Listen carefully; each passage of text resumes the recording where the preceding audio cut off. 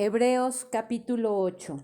El mediador de un nuevo pacto. Ahora bien, el punto principal de lo que venimos diciendo es que tenemos tal sumo sacerdote, el cual se sentó a la diestra del trono de la majestad en los cielos, ministro del santuario y de aquel verdadero tabernáculo que levantó el Señor y no el hombre, porque todo sumo sacerdote está constituido para presentar ofrendas y sacrificios, por lo cual es necesario que también éste tenga algo que ofrecer.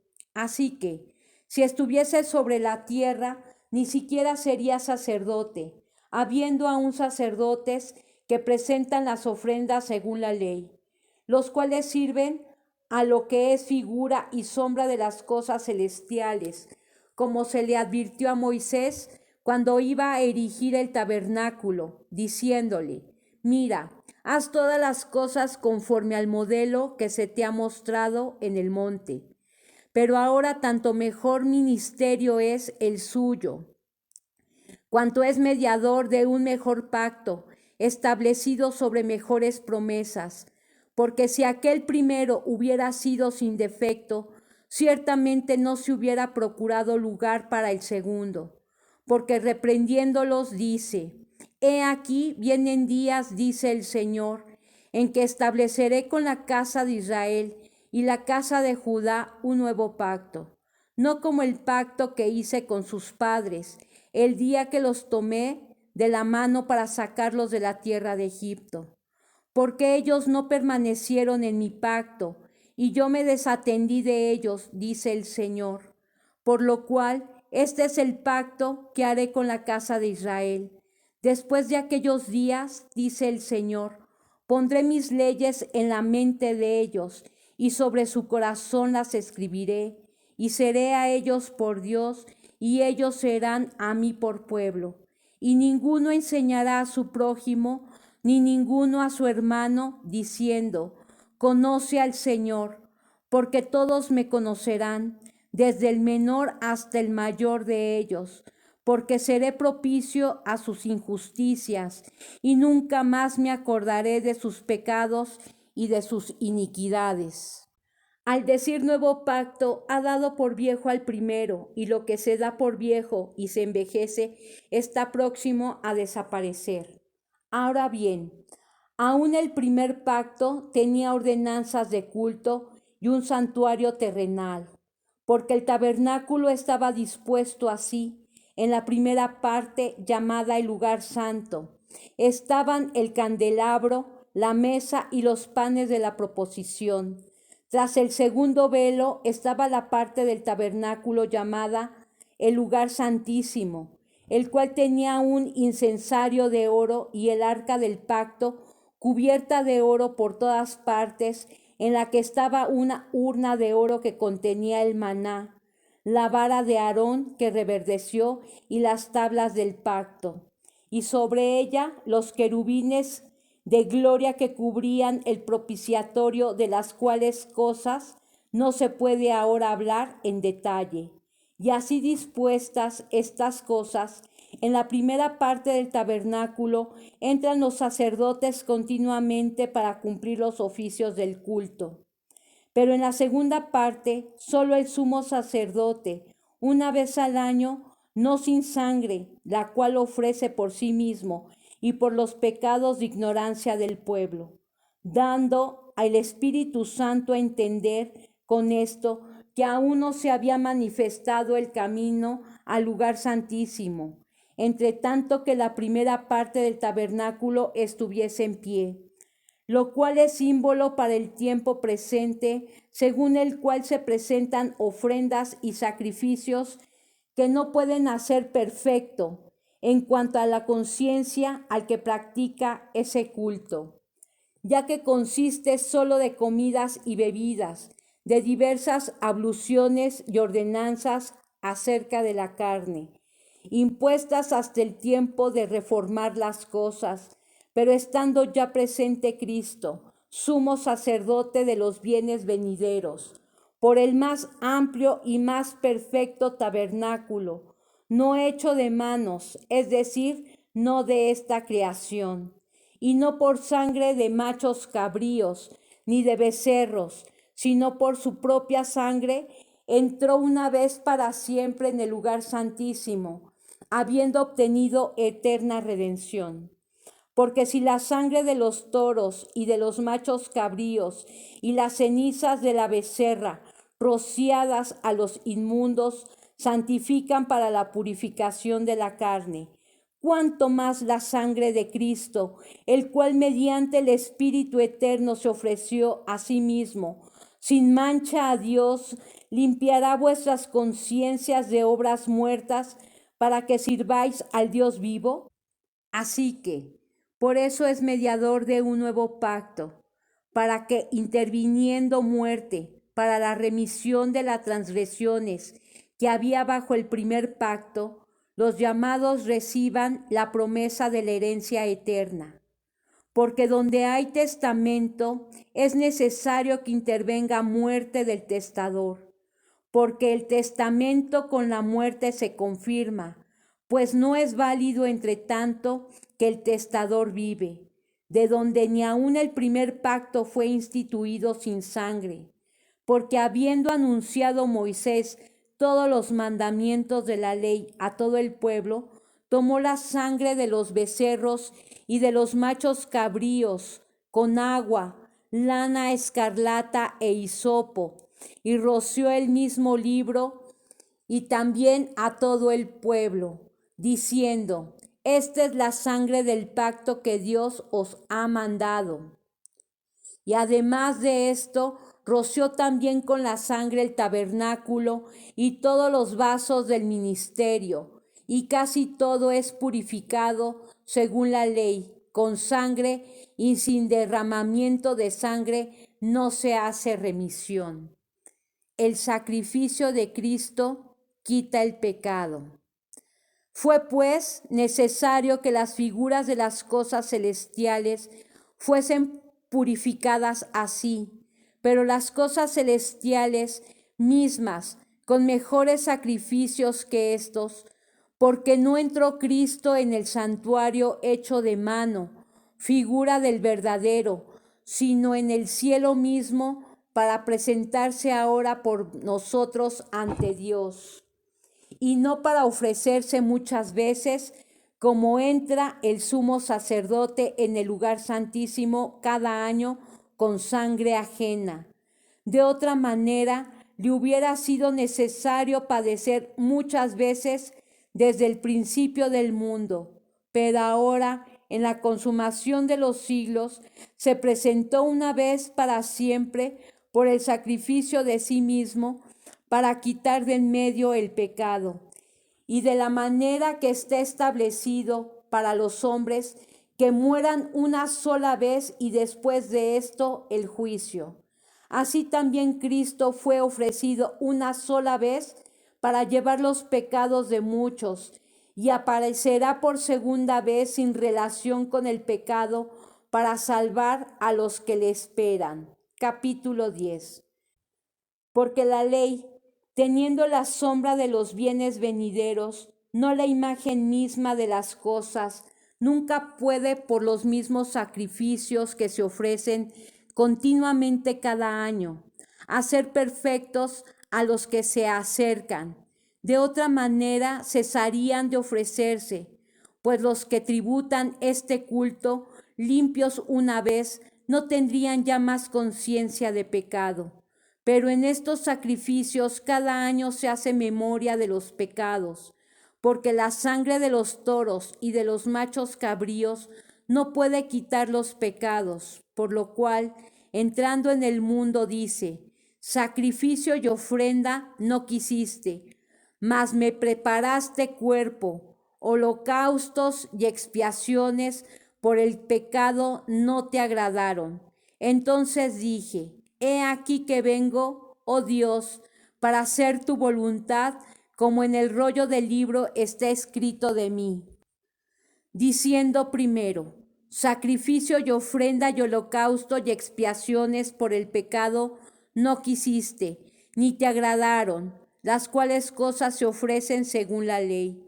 Y diciendo luego: he aquí que vengo, oh Dios, para hacer tu voluntad.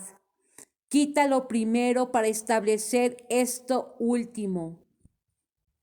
En esa voluntad somos santificados mediante la ofrenda del cuerpo de Jesucristo, hecha una vez para siempre. Y ciertamente todo sacerdote está día tras día ministrando y ofreciendo muchas veces los mismos sacrificios, que nunca pueden quitar los pecados. Pero Cristo, habiendo ofrecido una vez para siempre un solo sacrificio por los pecados, se ha sentado a la diestra de Dios. De ahí en adelante, esperando hasta que sus enemigos sean puestos por estrado de sus pies. Porque con una sola ofrenda hizo perfectos para siempre a los santificados. Y nos atestigua lo mismo el Espíritu Santo, porque después de haber dicho, este es el pacto que haré con ellos, después de aquellos días, dice el Señor, pondré mis leyes en sus corazones y en sus mentes las escribiré. Añade, y nunca más me acordaré de sus pecados y transgresiones, pues donde hay remisión de estos, no hay más ofrenda por el pecado. Así que, hermanos, teniendo libertad para entrar en el lugar santísimo por la sangre de Jesucristo, por el camino nuevo y vivo que Él nos abrió a través del velo, esto es, de su carne, y teniendo un gran sacerdote sobre la casa de Dios, acerquémonos con corazón sincero, en plena certidumbre de fe, purificados los corazones de mala conciencia y lavados los cuerpos con agua pura. Mantengámonos firme, sin fluctuar la profesión de nuestra esperanza, porque fiel es el que prometió.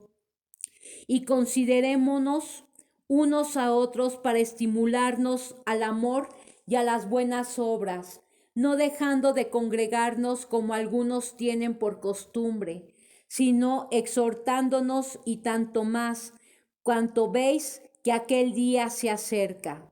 Advertencia al que peca deliberadamente. Porque si pecáramos voluntariamente después de haber recibido el conocimiento de la verdad, ya no queda más sacrificio por los pecados, sino una horrenda expectación de juicio y de hervor de fuego que ha de devorar a los adversarios.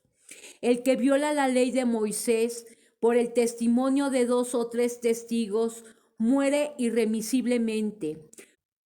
¿Cuánto mayor castigo pensáis que merecerá el que pisoteare al Hijo de Dios y tuviere por inmunda la sangre del pacto, en la cual fue santificado e hiciere afrenta al Espíritu de gracia?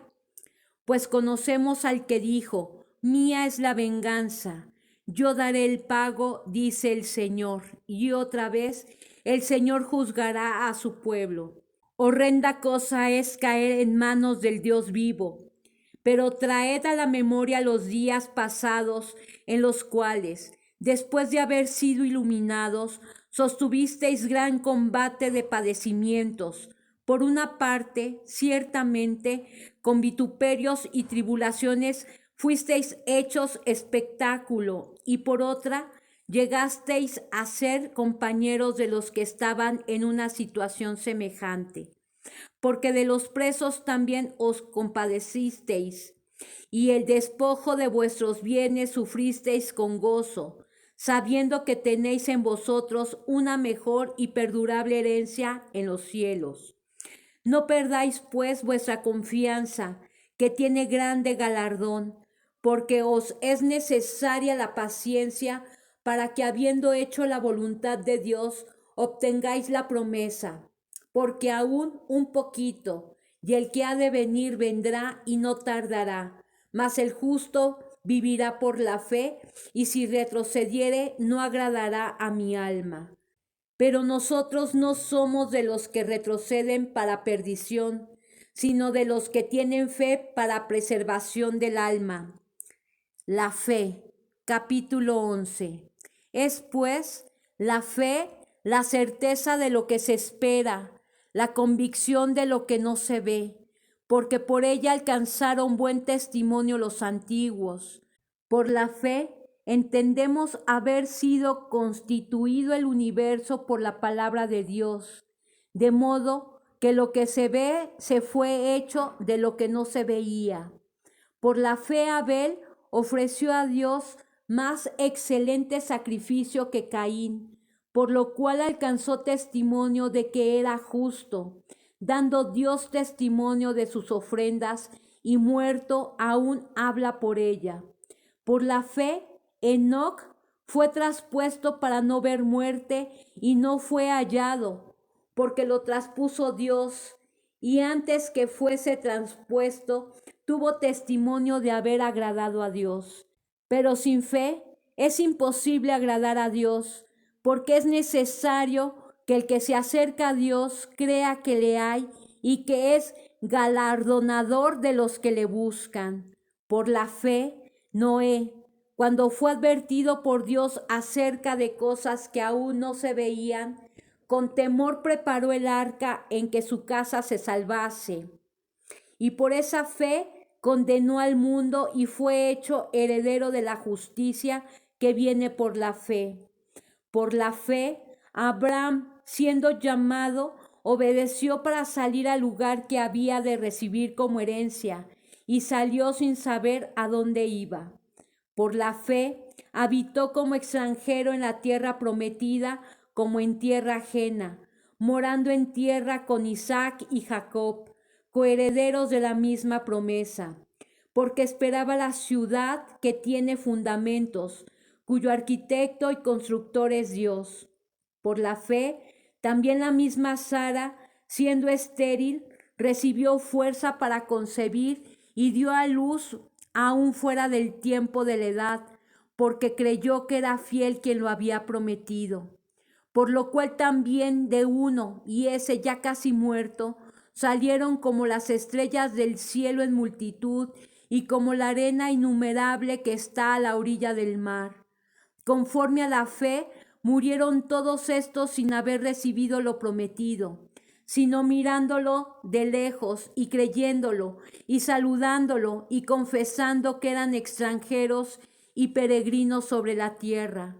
Porque los que esto dicen claramente dan a entender que buscan una patria, pues si hubiesen estado pensando en aquella de donde salieron, ciertamente tenían tiempo de volver, pero anhelaban una mejor, esto es celestial, por lo cual Dios no se avergüenza de llamarse Dios de ellos, porque les ha preparado una ciudad.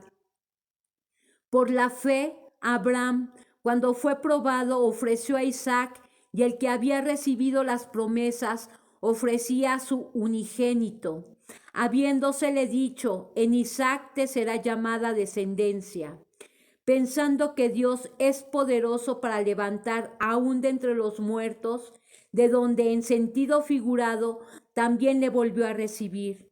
Por la fe bendijo Isaac a Jacob y a Esaú respecto a cosas venideras. Por la fe, Jacob al morir bendijo a cada uno de los hijos de José y adoró apoyado sobre el extremo de su bordón. Por la fe, José al morir mencionó la salida de los hijos de Israel y dio mandamiento acerca de sus huesos. Por la fe, Moisés, cuando nació, fue escondido por sus padres por 3 meses, porque le vieron niño hermoso y no temieron al decreto del rey. Por la fe Moisés, hecho ya grande, rehusó llamarse hijo de la hija de Faraón, escogiendo antes ser maltratado con el pueblo de Dios que gozar de los deleites temporales del pecado, teniendo por mayores riquezas el vituperio de Cristo que los tesoros de los egipcios, porque tenía puesta la mirada en el galardón. Por la fe dejó Egipto, no temiendo la ira del rey, porque se sostuvo como viendo al invisible.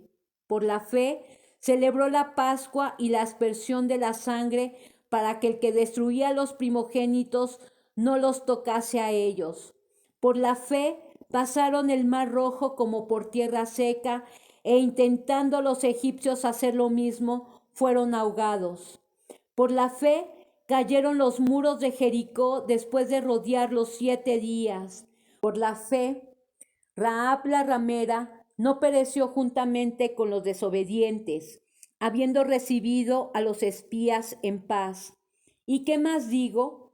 Porque el tiempo me faltaría contando de Gedeón, de Barak, de Sansón, de Jefté, de David, así como de Samuel y de los profetas, que por fe conquistaron reinos, hicieron justicia, alcanzaron promesas, taparon bocas de leones, apagaron fuegos impetuosos, evitaron filo de espada, sacaron fuerzas de debilidad, se hicieron fuertes en batallas, pusieron en fuga ejércitos extranjeros.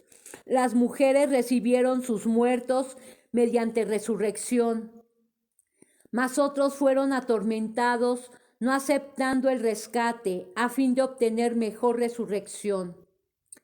Otros experimentaron vituperios y azotes, y a más de esto, prisiones y cárceles.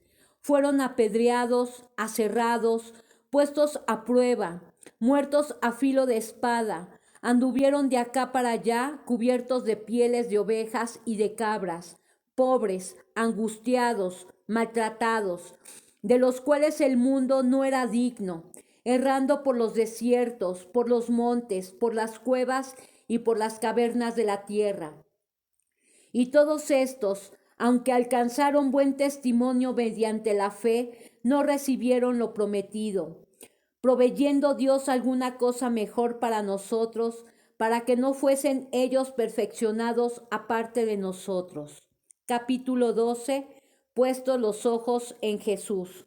Por tanto, nosotros también, teniendo en derredor nuestro tan grande nube de testigos, despojémonos de todo peso y del pecado que nos asedia, y corramos con paciencia la carrera que tenemos por delante. Puesto los ojos en Jesús, el autor y consumador de la fe, el cual, por el gozo puesto delante de él, sufrió la cruz, menospreciado el oprobio, y se sentó a la diestra del trono de Dios. Considerad aquel que sufrió tal contradicción de pecadores contra sí mismo, para que vuestro ánimo no se canse hasta desmayar, porque aún no habéis resistido hasta la sangre, combatiendo contra el pecado, y habéis ya olvidado la exhortación que como a hijos se os dirige, diciendo: Hijo mío, no menosprecies la disciplina del Señor, ni desmayes cuando eres reprendido por Él, porque el Señor, al que ama, disciplina y azota a todo al que recibe por hijo. Si soportáis la disciplina, Dios os trata como a hijos, porque ¿qué hijo es aquel a quien el Padre no disciplina? Pero si se os deja sin disciplina, de la cual todos han sido partícipes, entonces sois bastardos y no hijos. Por otra parte, tuvimos a nuestros padres terrenales que nos disciplinaban y los venerábamos. ¿Por qué no obedeceremos mucho mejor al Padre de los Espíritus y viviremos? Y aquellos ciertamente por pocos días nos disciplinaban como a ellos les parecía, pero para lo que nos es provechoso, para que participemos de su santidad. Es verdad que ninguna disciplina al presente parece ser causa de gozo, sino de tristeza, pero después da fruto apacible de justicia a los que en ella han sido ejercitados, los que rechazan la gracia de Dios. Por lo cual, levantad las manos caídas y las rodillas paralizadas, y haced sendas derechas para vuestros pies, para que lo cojo no se salga del camino, sino que sea sanado. Seguid la paz con todos y la santidad, sin la cual nadie verá al Señor. Mirad bien, no sea que alguno deje de alcanzar la gracia de Dios, que brotando alguna raíz de amargura os estorbe, y por ella muchos sean contaminados. No sea que haya algún fornicario o profano como Esaú, que por una sola comida vendió su primogenitura. Porque ya sabéis que aún después, deseando heredar la bendición, fue desechado y no hubo oportunidad para el arrepentimiento, aunque la procuró con lágrimas. Porque no os habéis acercado al monte que se podía palpar y que ardía en fuego, a la oscuridad, a las tinieblas y a la tempestad, al sonido de la trompeta y a la voz que hablaba, la cual los que la oyeron rogaron que no se les hablase más, porque no podían soportar lo que se ordenaba.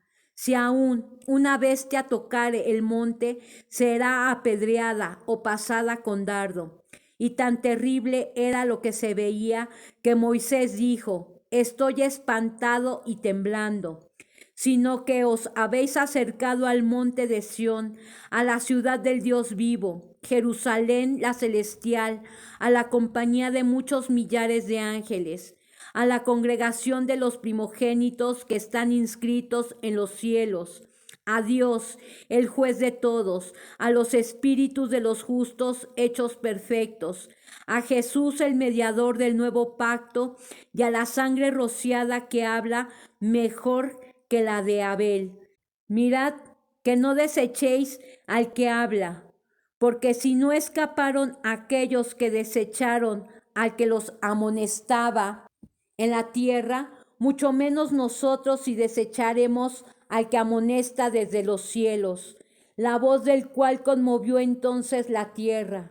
Pero ahora ha prometido diciendo: aún una vez, y conmoveré no solamente la tierra, sino también el cielo. Y esta frase aún una vez indica la remoción de las cosas movibles como cosas hechas, para que queden las inconmovibles. Así que, recibiendo nosotros un reino inconmovible, tengamos gratitud y mediante ella sirvamos a Dios agradándole con temor y reverencia, porque nuestro Dios es fuego consumidor. Deberes cristianos, capítulo 13. Permanezca el amor fraternal, no os olvidéis de la hospitalidad, porque por ella algunos sin saber hospedaron ángeles. Acordaos de los presos como si estuvieseis presos juntamente con ellos, y de los maltratados como que también vosotros mismos estáis en el cuerpo. Honroso sea en todo el matrimonio y el hecho sin mancilla, pero a los fornicarios y a los adúlteros los juzgará Dios. Sean vuestras costumbres sin avaricia, contentos con lo que tenéis ahora, porque Él dijo: no te desampararé ni te dejaré. De manera que podemos decir confiadamente: el Señor es mi ayudador, no temeré lo que me pueda hacer el hombre. Acordaos de vuestros pastores que os hablaron la palabra de Dios, considerad cuál haya sido el resultado de su conducta e imitad su fe. Jesucristo es el mismo ayer y hoy y por los siglos. No os dejéis llevar de doctrinas diversas y extrañas, porque buena cosa es afirmar el corazón con la gracia, no con viandas que nunca aprovecharon a los que se han ocupado de ellas.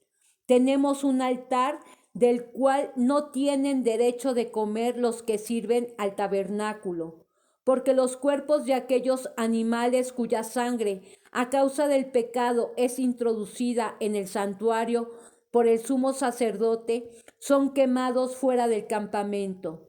Por lo cual también Jesús, para santificar al pueblo mediante su propia sangre, padeció fuera de la puerta.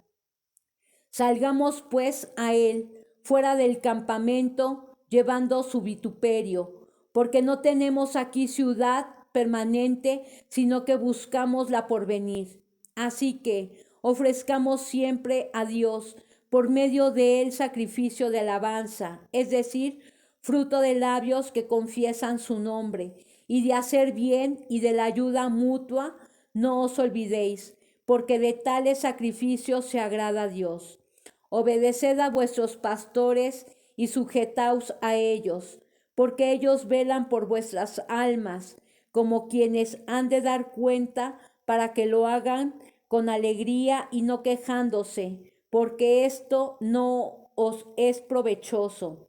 Orad por nosotros, pues confiamos en que tenemos buena conciencia, deseando conducirnos bien en todo. Y más os ruego que lo hagáis así, para que yo os sea restituido más pronto. Bendición y salutaciones finales. Y el Dios de paz que resucitó de los muertos a nuestro Señor Jesucristo, el gran pastor de las ovejas, por la sangre del pacto eterno, os haga aptos en toda obra buena para que hagáis su voluntad, haciendo Él en vosotros lo que es agradable delante de Él por Jesucristo, al cual sea la gloria por los siglos de los siglos. Amén.